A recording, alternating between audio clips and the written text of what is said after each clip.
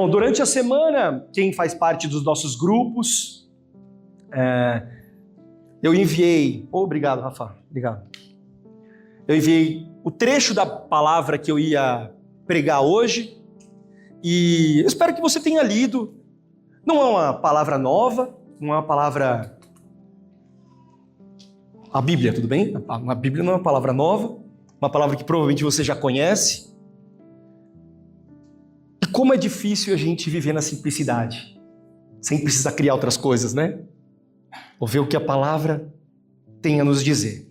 Se vocês me permitirem, eu vou ler um trecho para que a gente comece a palavra de hoje, que está baseado em Lucas, capítulo 23. Se você está com a Bíblia aí, lê junto comigo, é bom. Já marca aí, talvez para você ler durante a semana. A partir do versículo 33 até o versículo 43, que diz assim. Posso? Hoje é mais rápido que no celular, né? Só 3 cliques, já chegou. Quando chegaram ao lugar chamado Caveira, ali o crucificaram com os criminosos, um à sua direita e outro à sua esquerda. Jesus disse: Pai, perdoa-lhes, pois não sabem o que estão fazendo. Então eles dividiram as roupas dele, tirando sortes. O povo ficou observando e as autoridades o ridicularizavam. Salvou os outros, diziam. Salve-se a si mesmo. Esse é o Cristo de Deus, o escolhido? Os soldados, aproximando-se, também zombavam dele, oferecendo-lhe vinagre. Diziam: se você é o rei dos judeus, salve-se a si mesmo. Havia uma inscrição acima dele que dizia: esse é o rei dos judeus. Um dos criminosos que ali estavam, dependurados, lançava-lhe insultos. Você não é o Cristo? Salve-se a si mesmo e a nós. Mas o outro criminoso repreendeu, dizendo: você não teme a Deus, nem estando sob a mesma sentença? Nós estamos sendo punidos com justiça, porque estamos recebendo o que os nossos atos merecem, mas este homem não cometeu nenhum mal. Então ele lhe disse: Jesus, lembra-te de mim quando entrares no teu reino. Jesus lhe respondeu: eu lhe garanto, hoje você estará comigo no paraíso. Amém. Amém. Esse é um texto que acho que a maioria daqui já deve ter lido. Ou você teve um contato lendo a própria palavra, ou por um acaso você assistiu algum filme sobre Jesus. E cada dia que eu leio a palavra de Deus, ela nunca é a mesma. Cada dia que eu leio a palavra, ela tem para mim um novo significado. Eu tenho aprendido, irmãos, que ler a palavra do Senhor, simplesmente ler, me traz uma significação muito mais importante a cada dia, né? Principalmente eu peguei desde o começo do ano a ler os primeiros 4 evangelhos. E é impressionante como cada vez que eu pego um texto, eu leio, eu acho uma coisa que eu nunca tinha percebido. Ou me toca um ponto que eu não tinha percebido. Esse é o caso desses. Eu vou explicar por quê. Jesus, nesse momento, já tinha passado por diversos lugares, realizado diversos sinais, maravilhas, pregado a palavra. E até aquela hora, até aquele momento da cruz, muita história tinha se passado. Tá? Muita história para nós que vivemos a palavra do Senhor. Então, começando do Antigo Testamento, por exemplo. 3.000 anos de Antigo Testamento aproximadamente, né? Desses 3.000 anos, um povo escolhido, um povo judeu, o povo que era a menina dos olhos do Senhor, passou por altos e baixos dentro da vida com o Senhor. Muitas vezes, quando a gente lê essas passagens do povo judeu, a gente se identifica com isso, porque as nossas vidas passam também por altos e baixos. E a gente vê que em muitos momentos o povo se aproximava de Deus, prosperava, andava no caminho, de repente se afastava. E ali foram 3.000 anos, 2.900 anos, até que eles são levados ao cativeiro pelo Império Babilônico. Depois disso, eles são libertos do Império Babilônico e acabam se desviando ainda de novo, até chegar em Malaquias, que é o último livro dos pequenos profetas do Antigo Testamento. Depois disso, silêncio. Silêncio de quantos anos? 400 anos. O período intertestamentário do Antigo para o Novo Testamento foram 400 anos. E dentro desses 400 anos, é o que a gente chama de silêncio profético, né? Porque não é que Deus parou de atuar, parou de agir, ou parou de ser Deus, mas nenhum profeta mais falava. Foi exatamente esse período. Nesse período, o mundo passou por diversas mudanças políticas e culturais. Então o que aconteceu? Basicamente, uma aulinha de história, tudo bem? Depois do Império Babilônico, veio o Império Persa. Dominou o mundo, era o Império Persa. O Império Persa foi sucedido pelo Império Grego, Alexandre o Grande, né? Dizem que Alexandre o Grande morreu de desgosto, porque ele dizia assim, não tem mais nada para conquistar. Depois do Império Grego, veio o Império Romano. Isso tudo dentro dos 400 anos, tudo bem? Finalzinho do Antigo Testamento, começando o Novo Testamento. O Império Romano chegou. Dentro do Império Romano, imaginem, irmãos, já tínhamos uma religião judaica. E o que aconteceu basicamente com essa religião judaica, que era a mais importante do Antigo Testamento? Os sacerdotes, aqueles representantes religiosos, eles meio que se acomodaram no Império Romano. Como se acomodaram? O Império Romano era um império que não acabava com a cultura das pessoas, tudo bem? Ele respeitava a cultura das pessoas. Por quê? Para manter a paz, a chamada Pax Romana. Então, como é que funcionava? Eles respeitavam as culturas desde que não interferisse na estabilidade do Império Romano. E o que aconteceu com os sacerdotes? Isso vai fazer sentido, tudo bem? Eu prometo, não é só uma aula de história. Os sacerdotes, eles descobriram uma saída. Qual é a saída? Vamos nos aliar a Roma. Aliando-se a Roma, o que a gente faz? A gente mantém a nossa religião, mantém todo o nosso sistema e mantém os religiosos debaixo do nosso poder, da nossa autoridade. Isso começando o Novo Testamento. Até que chega um cara estranho chamado João Batista. João Batista começa a profetizar a vinda de um Salvador, um novo rei.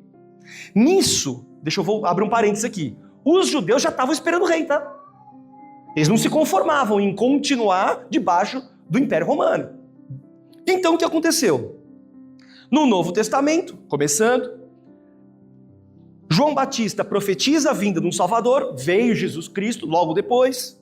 Jesus Cristo nasce, cresce, opera milagres, faz maravilhas, muda, incomoda, porque naquele momento existia um incômodo de Jesus Cristo com aquela religião acomodada. É uma religião que não é muito distante daquilo que a gente vê. Deus me dá misericórdia para falar hoje, tudo bem? Eu vou ter que tocar alguns assuntos. Mas Jesus Cristo chega na cruz. Jesus Cristo, mas não, né? Amém, que chega na cruz. Chega na cruz, sobe a cruz diante de dois ladrões. E aqui a nossa história começa. Então fiz uma breve introdução para a gente entender basicamente o que estava acontecendo naquele momento. Então a Bíblia relata, eu não sei se você leu a tua Bíblia, mas nas mais variadas traduções tem ladrão, dois ladrões, dois criminosos, dois malfeitores, depende da tradução, né, que você tem aí na sua Bíblia. O fato é que existiam dois malfeitores ali. E quando a Bíblia fala de malfeitor, a Bíblia ela usa três palavras, tudo bem? Em grego, no original. Kleptos, leistes e kakurgos. Beto, o que eu tenho a ver com isso? Tem tudo, você vai entender. O que significava kleptos? Kleptos significava o pequeno criminoso. Aliás, foi dessa palavra que veio kleptomaníaco, aquele transtorno, né? De furtar as coisas. Kleptocracia, quando se fala de políticos que roubam. Ou kleptogirls. Vocês já tinham ouvido isso? Kleptogirls? É um movimento da internet de roubar as coisas e filmar. Então as pessoas põem hashtag kleptogirls. Klepto, pequenos furtos. Tudo bem? Não foi esse o termo utilizado para os dois criminosos. Os outros dois termos, lestes e kakurgos, têm um outro grande significado. Qual é o grande significado? Criminoso com utilização de violência. Criminoso dos piores. Lestes ou kakurgos são dois termos utilizados aqui, na palavra.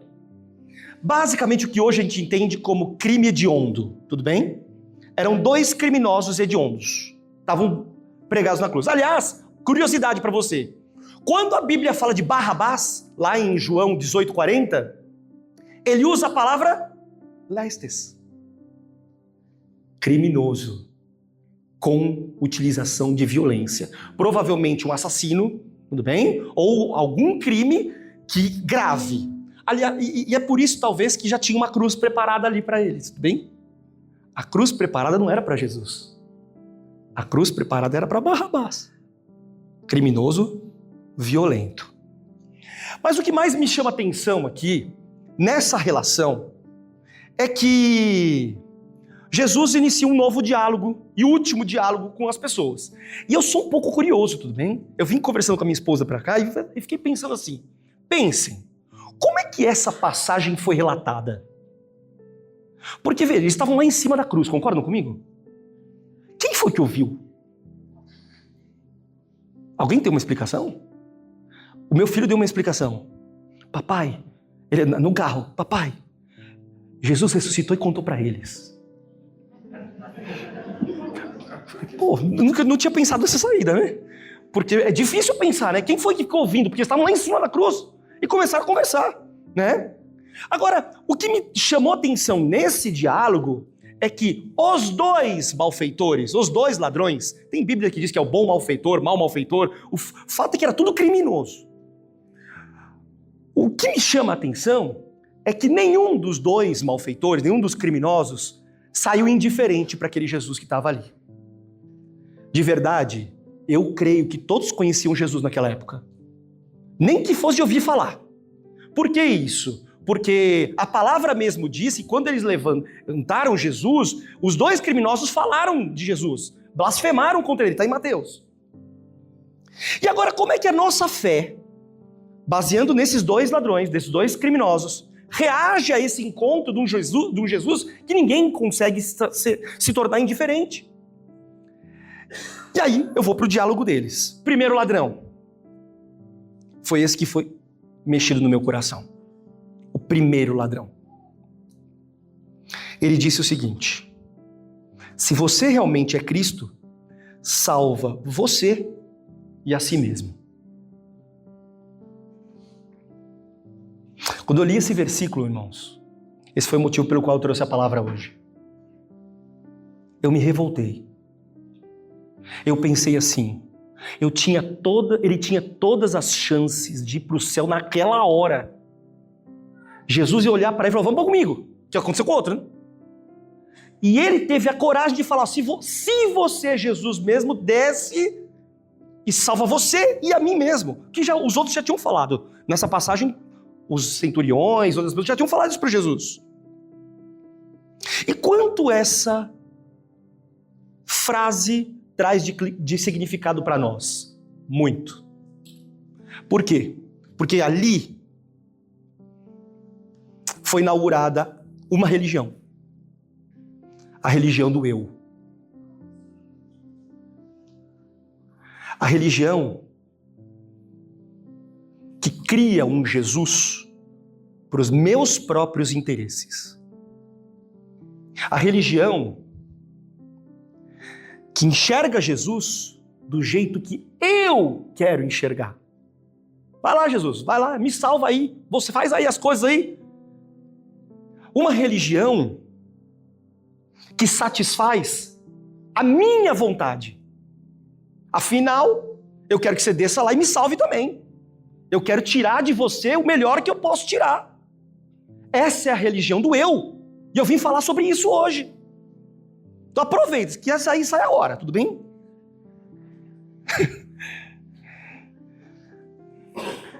Isso mexeu comigo, irmãos, porque eu estava orando e Deus falou assim, você também já foi assim. E muitas vezes você é assim. Vou falar. É o tipo de religião do se, então. Se você fizer tal coisa, você vai alcançar aquilo. Se você se dedicar para fazer isso, Deus vai fazer aquilo. Afinal, Deus faz aquilo que você quer. É aquele tipo de religião que tem uma fórmula. Se você continuar fazendo isso, você não vai acontecer isso, hein? Mas se acontecer aquilo, vai acontecer. Ah, vai. Vai domingo, segunda, terça, quarta, pro culto. Se não for, tá em pecado. Se você não der o melhor de você, todo o seu tempo para Jesus, tá em pecado. A partir daí, queridos, tem um monte de outras características que se encaixam na religião do eu. Quer ver? O que importa para mim, na religião do eu, é como eu pareço bem dentro da igreja. Como as minhas aparências estão aqui, ó. Coloquei uma camisa bonitinha, passei um perfume, tem cara de santinho. Opa, futuro pastor. Destrói a família antes de sair de casa. E chega aqui na igreja, tudo bem, só glória, irmão. Existe uma clara divisão entre a sua vida aqui e a vida lá de fora. Irmãos, que tristeza dá quando eu ouço de amigos meus, empresários, advogados, dizendo assim, eu não faço negócio com crente. E são os piores. Porque aqui tá tudo bonitinho. Lá fora, tá nem aí. Se você tiver oportunidade, você passa na frente da pessoa na fila, você fecha a pessoa do carro, xinga a pessoa do seu lado. Irmão, deixa eu falar uma coisa pra vocês, viu? O que eu tô falando aqui, você pode estar se encaixando. Eu também, tudo bem? Estamos todos na mesma aqui. Pelo amor de Deus. Tá? Ninguém tá com uma capa aqui de religiosidade, não. Não é porque eu tô aqui em cima que eu sou melhor que ninguém, viu? No sentido assim, eu sou humilde. Não é isso, não. É que eu também tô aqui. Eu estou na religião do eu, muitas vezes. Sobra ego. Sobra eu. Afinal, você tem que criar um projeto, né? Dentro da igreja. Cristão. O seu projeto tem metas. O seu projeto tem uma ascensão. Você vai ter que chegar ali. Porque existem graus dentro da igreja. E o que importa? Aquilo que você sente. Aquilo que você está querendo chegar. E se você fizer aquilo, você chega ali. Opa, você está bem na fé. Você está muito bem. Falta temor pela palavra de Deus. E pelas coisas de Deus. Quando você fala de Deus, você fala de Jesus, você fala como se fosse um adendo à sua vida, um anexo. Você vive a vida que você quiser. O estilo de vida que você quiser. Os caras nem sabem que você é cristão, na verdade, muitas vezes. Não é pelo comportamento, não. Porque não fala mesmo, você não faz nada. Você vive uma vida que, tratando as coisas de Deus ou não, tanto faz. Falar de Deus ou não, tanto faz. Viver a vida de Deus, tanto faz. Afinal, você foi no culto hoje, já está bem para o resto da semana. Falta temor com as coisas de Deus. E normalmente, eu vou ter que falar sobre alguns assuntos, amém? Cria-se ídolos. Ídolos. Ah, mas eu não adoro nenhum ídolo. Não. Eu não estou falando de uma estátua, não.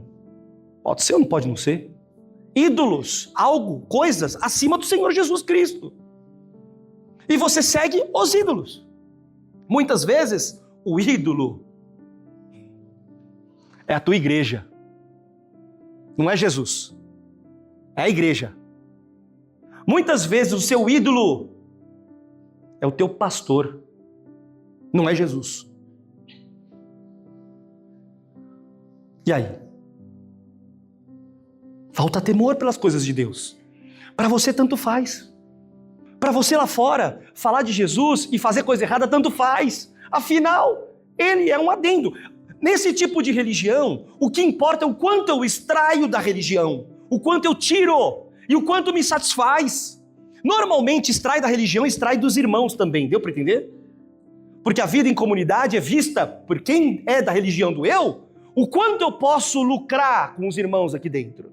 E aí, irmão, o que você faz? Opa, vou levar meu carro aí, hein? Vai meu carro lá.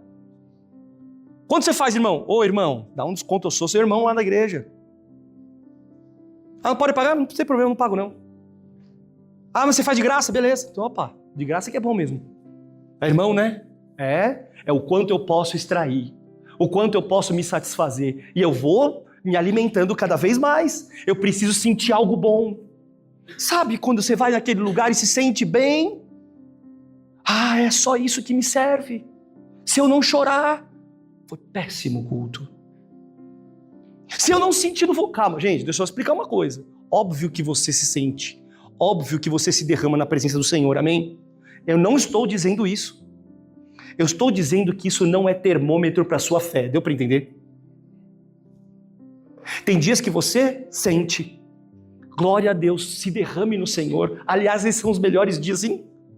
Porque são os dias que você está bem. Que você fala, meu Deus, Pai, parece que você estava aqui hoje do meu lado. Uma hora eu estava louvando aqui e falo, meu Deus, aqui, agora? Não quero sair daqui. Tem horas que você não sente. Mas Deus deixou de ser Deus? Ele não merece mais adoração ou menos adoração por causa disso? Merece. Isso não depende, isso não é termômetro para a sua vida espiritual. Deu para entender? É isso que eu estou dizendo. Sentir ou não. Tem pessoas que às vezes não sentem mais, líderes inclusive, que sentem que o povo não sente mais e cria novos recursos. Para as pessoas sentirem mais. Paga um pouquinho mais. Mete uns caminhões. Gente, eu não estou falando de A ou B, tudo bem? Eu estou falando de palavra de Deus. Criticando ninguém aqui. Quem sou eu? Estou dizendo para as nossas vidas. A pessoa não está louvando, aumenta o som aí, aumenta. Bora aumentar. Outro dia, eu estava comentando uma palavra do Senhor, a pessoa discutiu comigo, né? Discutiu. Porque hoje em dia todo mundo discute, né? É assim que funciona. Ninguém concorda com ninguém. E ninguém vai mudar, vocês perceberam? Alguém vai perceber? Você já viu alguém no WhatsApp, alguma pessoa discordando, falando assim, verdade, concordei, mudei. Alguém já viu isso? Não. Quanto mais eu tiver a oportunidade de me manifestar, eu vou me manifestar. É assim que funciona. Aí sabe qual foi o argumento dessa pessoa para falar que a minha visão não era uma visão de Deus? Já percebi, você é da igreja de parede preta, né? Fiquei pensando, o que ele quis dizer com isso? Aí eu entrei hoje...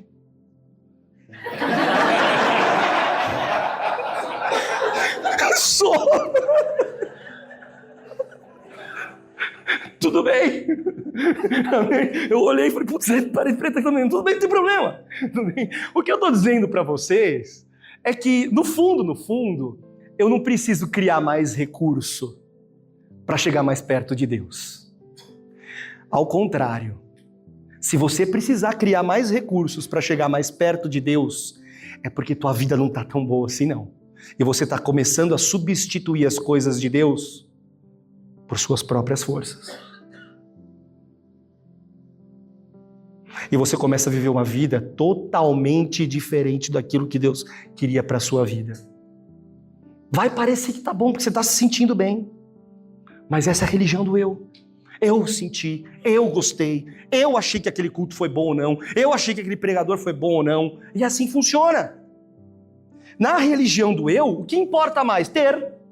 Quanto mais eu tenho patrimônio, mais eu mostro para as pessoas o quanto eu sou abençoado. Afinal, os testemunhos normalmente são assim.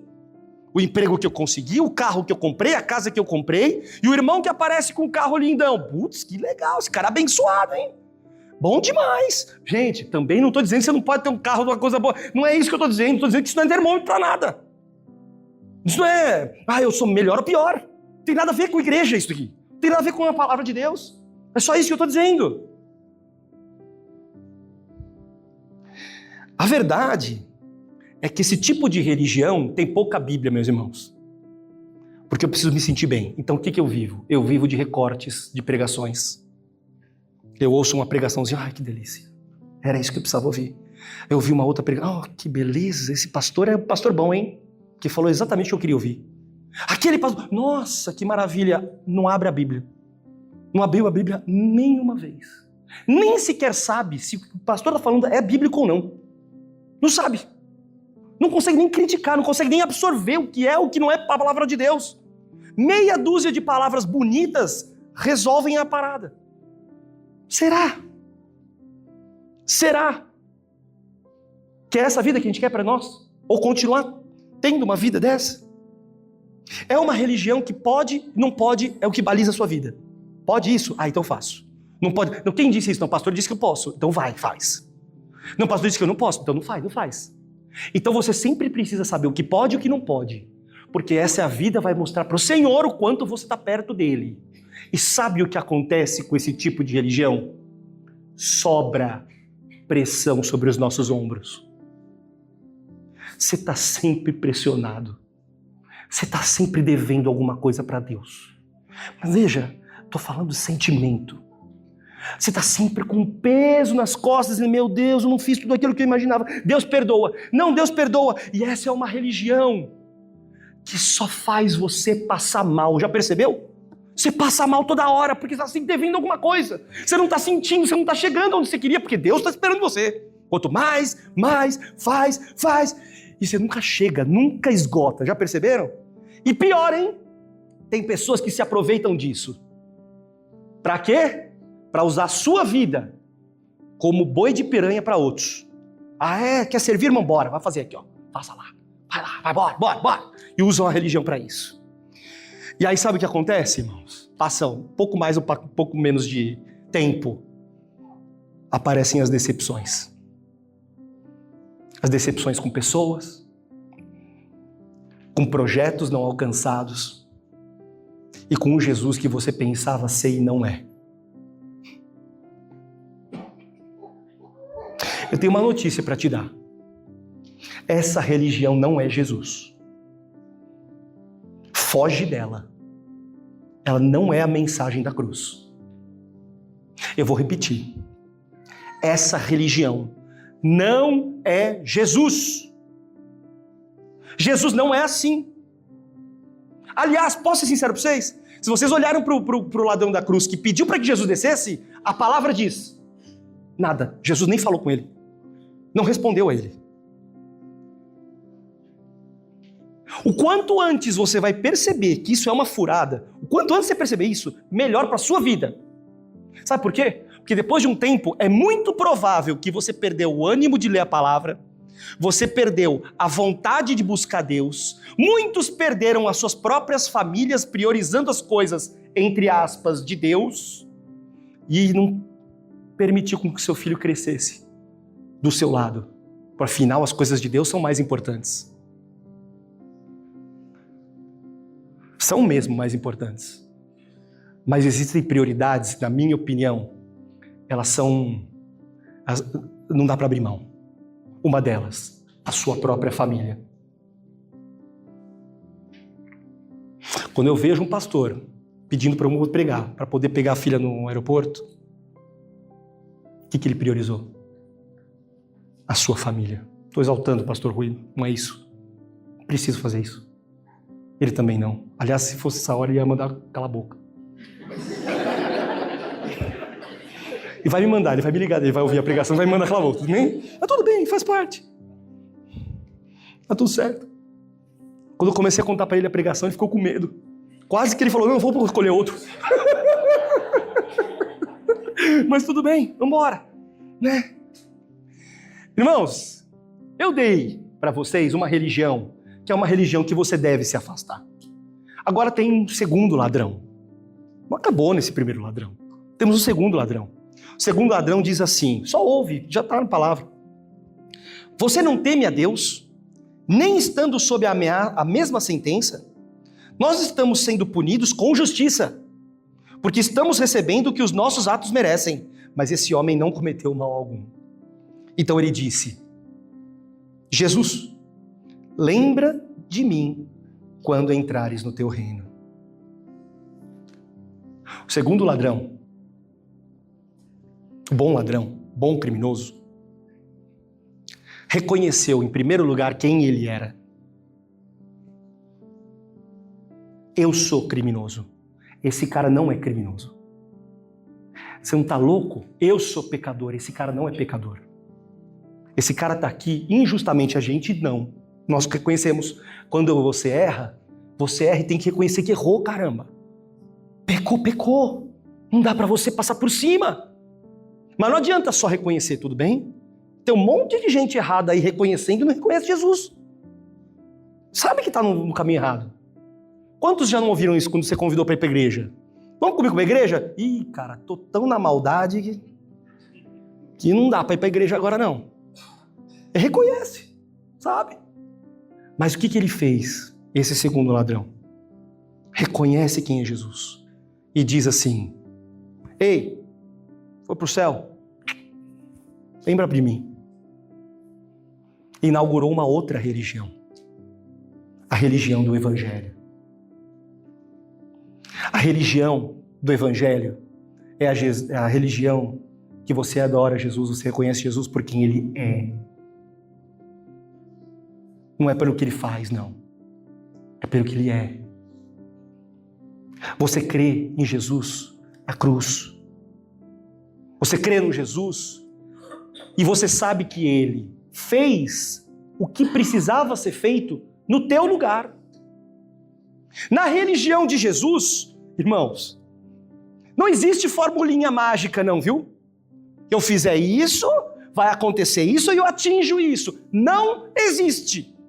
Não tem. Sabe por quê? Porque tudo que tinha que ser feito já foi feito na cruz. Já foi. Eu não preciso fazer mais nada para ele ficar mais perto de mim. Já teve cruz. Aliás, a nossa vida, irmãos, ela não muda quando Jesus nasce. Ela muda mesmo quando você reconhece Jesus na cruz e que me salvou porque Ele ressuscitou no lugar dos meus pecados. Tudo que precisava ser feito foi na cruz. Você não precisa fazer uma campanha para que Jesus chegue mais perto de você. Você não precisa acreditar em métodos que chegam mais perto de Jesus. Ele já fez o método. Creia na cruz. Creia que Ele está cuidando daquilo que é seu. Ah, mas Beto, você não tem noção, cara. Me disseram que eu preciso... Você não precisa fazer nada, meu irmão. Você precisa se acertar. Você precisa crer. Precisa ler a palavra. E precisa chegar mais próximo dEle.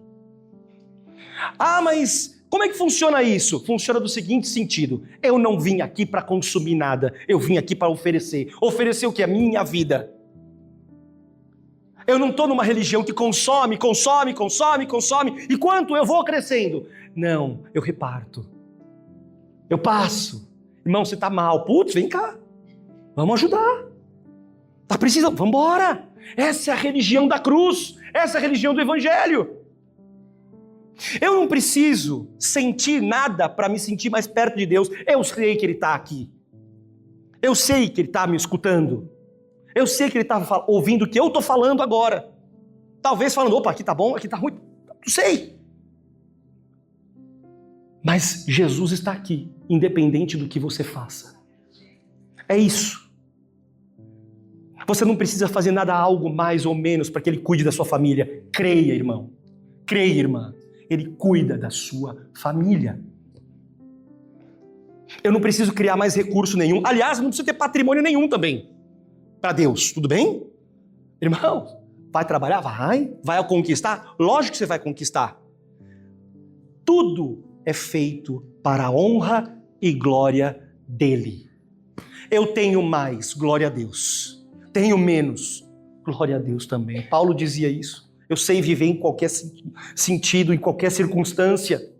Por que isso? Porque ele sabia do Jesus da cruz. E olha que esse cara é um exemplo, hein? Porque Paulo já sabia o que era ser uma autoridade.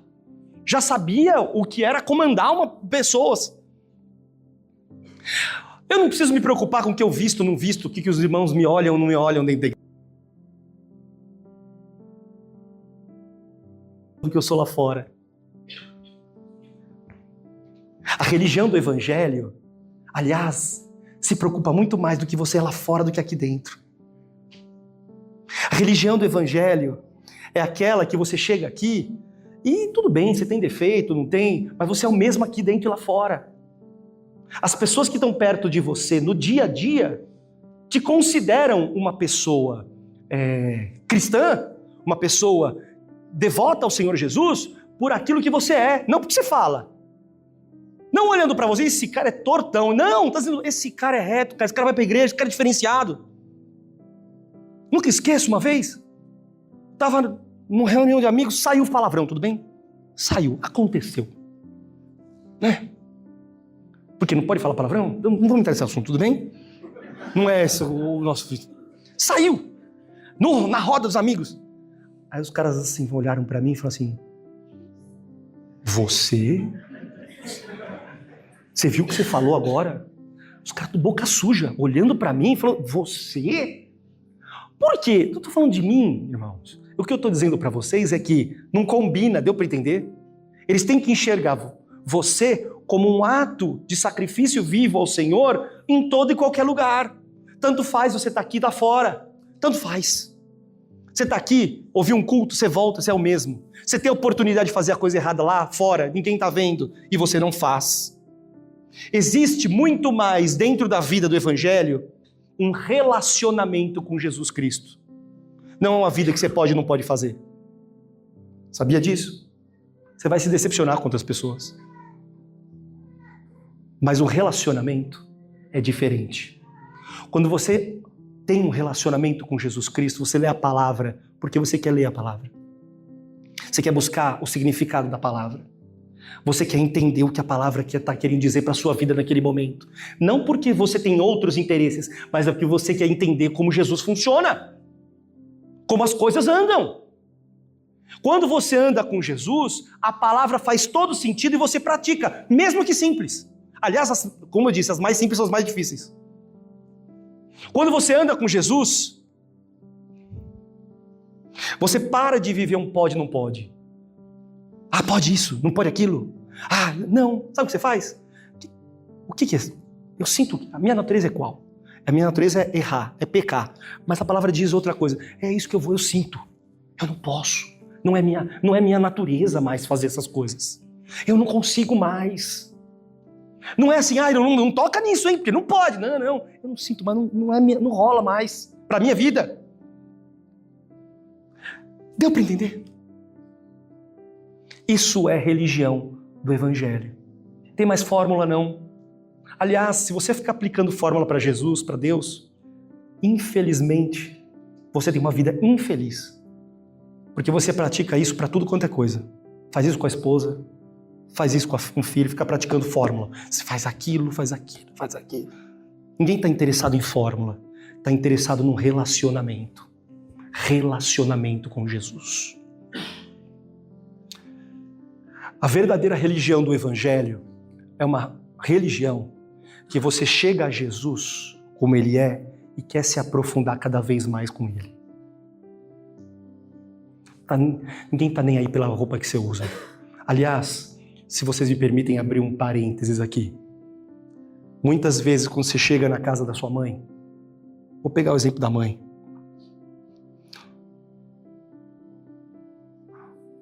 Qual é a primeira frase que ela fala? Tá comendo direitinho?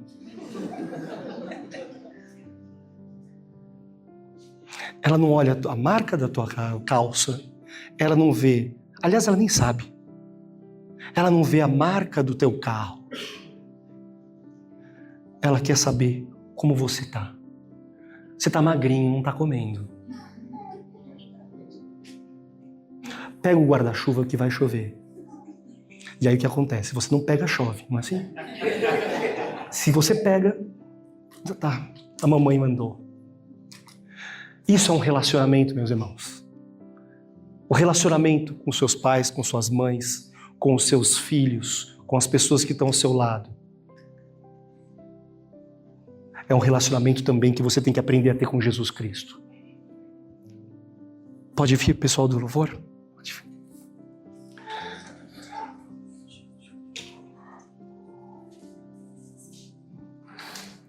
No relacionamento com Jesus Cristo, toda a pressão vai embora.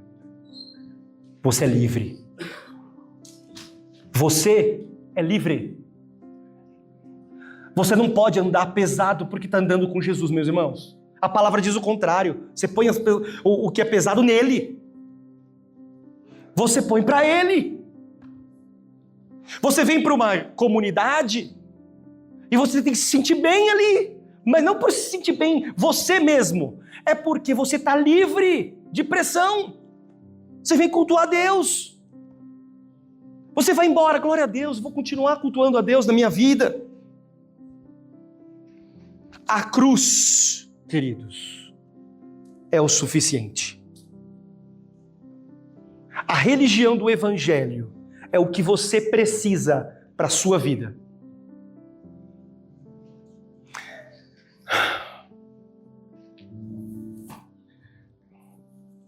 Dentro desse lugar,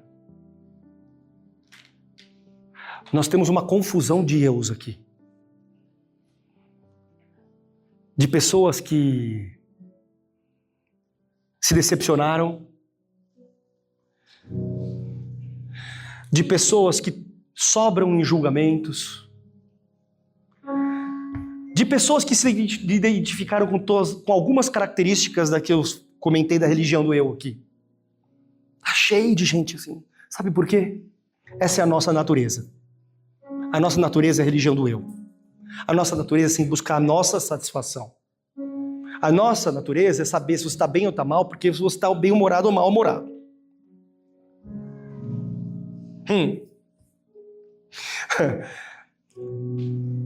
Perceba a situação.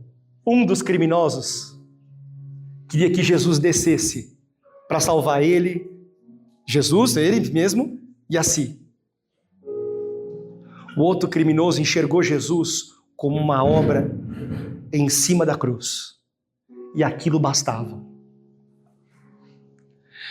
Irmãos, esse é um lugar que reúne pessoas imperfeitas, amém? Pecadoras. Eu creio que essa passagem, ela mostra pra gente muito bem como nós somos pecadores. Nós somos criminosos. Nós somos errados perante Jesus Cristo. E não tem melhor ou pior não, tá tudo no mesmo nível. Tudo no mesmo lugar. Eu e você, todo no mesmo lugar. E você tem uma chance de olhar para Jesus e falar, e aí Jesus, vai fazer minha vontade ou não vai? Ou você tem uma chance de se arrepender. O meu sonho é que esse seja um lugar, uma reunião de pessoas cheias de arrependimentos. Uma comunidade de arrependidos. Estou errado mesmo. Eu sou errado. Eu fiz muita coisa errada, eu continuo fazendo um monte de coisa errada, mas Pai, perdoa. Perdoa. Eu errei. Eu já errei muito na minha vida.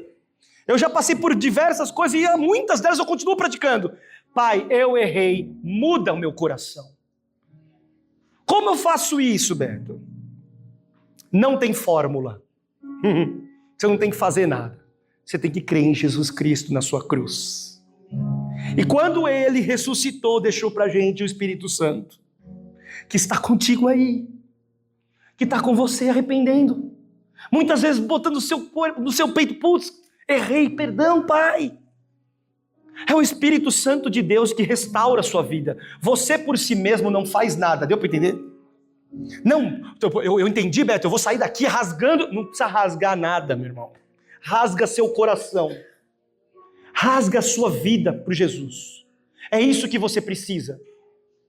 Você não precisa fazer mais ou menos para que Ele te ame mais. O que você precisa? Se arrepender diante de um Jesus na cruz. E a partir desse momento,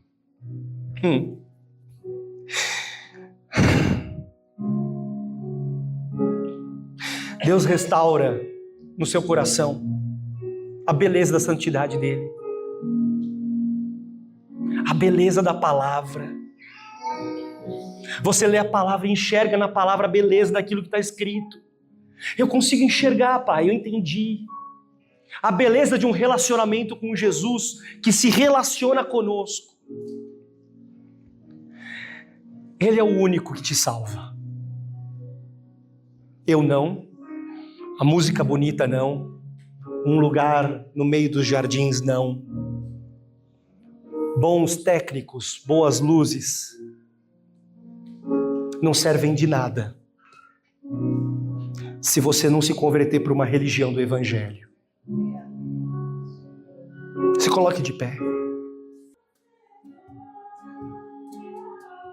Pai, a palavra foi lançada, Senhor. A verdade foi lançada, Pai. Para que a gente abandone, Senhor, uma vida de satisfação dos nossos eus aqui. E se converta para o Evangelho, Senhor, da cruz. Um Evangelho em que você é adorado, Senhor. Um Evangelho que você é exaltado única e exclusivamente por sua obra na cruz. Nós cremos num Jesus, Pai, que cuida das nossas vidas. Mas antes de tudo, nós cremos no Senhor Jesus como único e suficiente motivo, Senhor, para que a gente consiga prosseguir. Cuida de cada família nesse lugar, Senhor. Cuida, Senhor, de cada coração. Cuida, Senhor, da palavra lançada, da palavra, Senhor, pregada, da palavra recebida, Senhor. Que não haja nenhum, Senhor, nenhuma intercorrência, Pai. Nenhuma intercorrência, nenhum entendimento errado, Senhor. Nenhuma exaltação de nenhum homem aqui, Senhor. Mas exaltação do Seu nome, Pai. Só. Para nós é o que basta.